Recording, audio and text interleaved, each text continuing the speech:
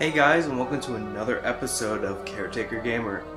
Today we'll be doing a GameCube game called Turok Evolution. It is technically the prequel of the Turok series, but enough of that. Let's just get right on ahead right now.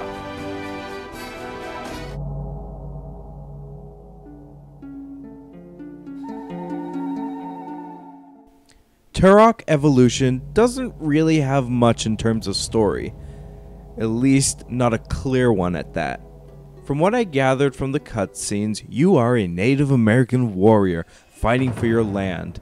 And while you are in a fight, you are sucked into this alternate world run by evil dinosaur people.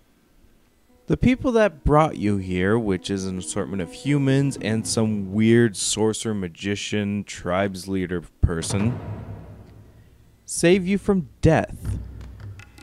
Which I wonder, they brought you here and they almost killed you and then they had to bring you back to life again. Doesn't make much sense now, does it? You have to save the world from these evil dinosaur people because somehow it's linked to your own world. Doesn't make much sense. I couldn't really follow it. Whatever, let's just get on with the gameplay already.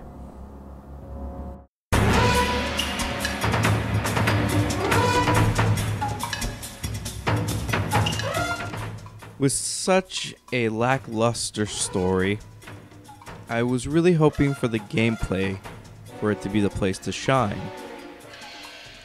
It was kind of okay.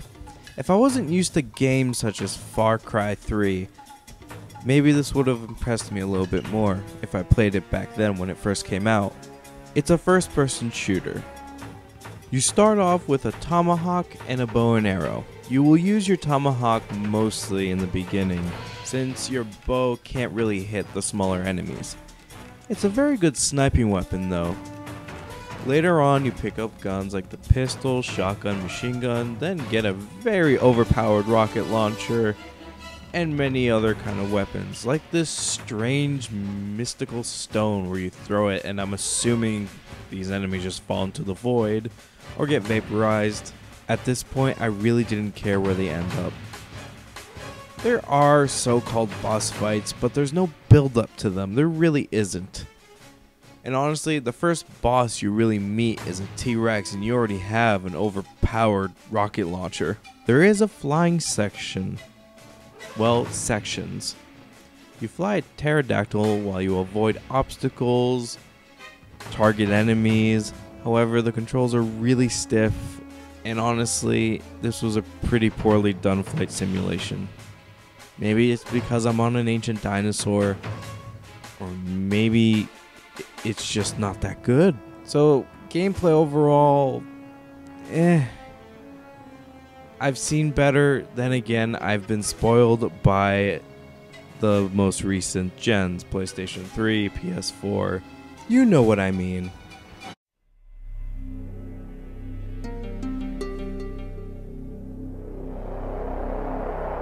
Turok Evolution, let's just say better games evolved from this series. Well, I can't say the whole series since this is really the first Turok game I've played. I know there's 3 of them for the N64 and I will get to them eventually. But this game, there really wasn't anything magnificent about it. Let's just say that Turok Evolution is really meant for the real hardcore Turok fans. Currently, I am not, but let me play the old games and we'll take it one step at a time. Turok Evolution is kind of boring when you sit down and play it all together. It is kind of like Far Cry 3 kind of setting, but it's very linear, next to no story. Fortunately, this game really didn't catch my attention all that much. So, let's bring up the shelf. This game gets a bottom shelf.